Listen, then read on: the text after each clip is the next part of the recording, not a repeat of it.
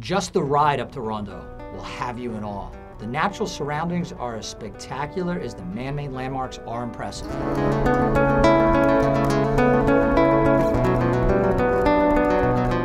You're going to really love this historic little town with its two main attractions, the bridges. The first bridge that we're on right now is known as Puente Nuevo, which stands for New Bridge.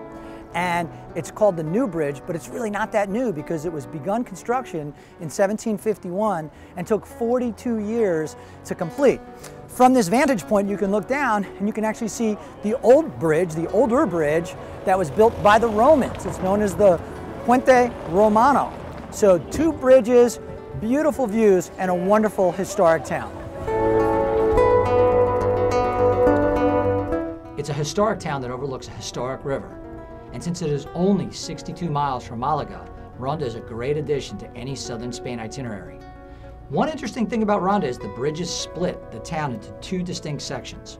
One, the Old Town, is full of charming, rustic buildings, historic churches, and great spots to look out and enjoy the spectacular surroundings.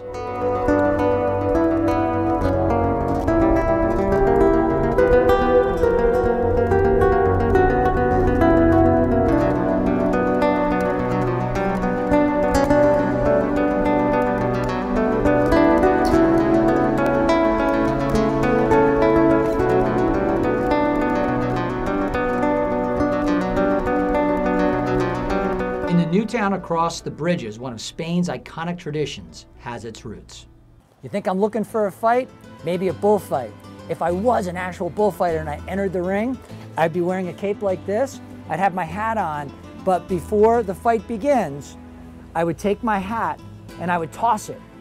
If it lands like this, that would mean bad luck, and I might have to kick it. If it lands like that, I would leave it. That would mean good luck. Now, off to the oldest bullfighting ring in all of Spain. Luck was on the side of Pedro Romero, a legendary bullfighter from Ronda. Beneath the 60-some arches of this Plaza del Toros, the oldest in Spain, Romero began a career in which he would slay over 5,000 bulls.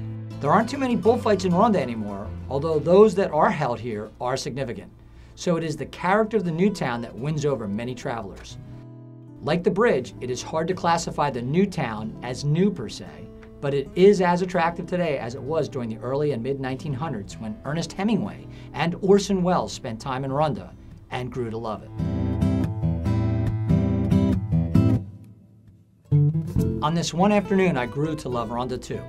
I warmed up in a little coffee shop and let the airs of the Andalusian hills soothe me as I explored the streets of this town that has so long been a party to them.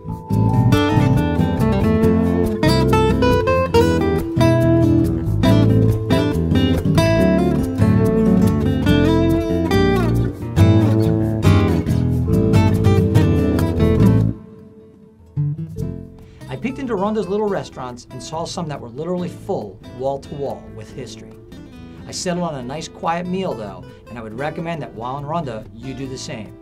It complemented perfectly the feel and the gorgeous surroundings of this little Spanish town.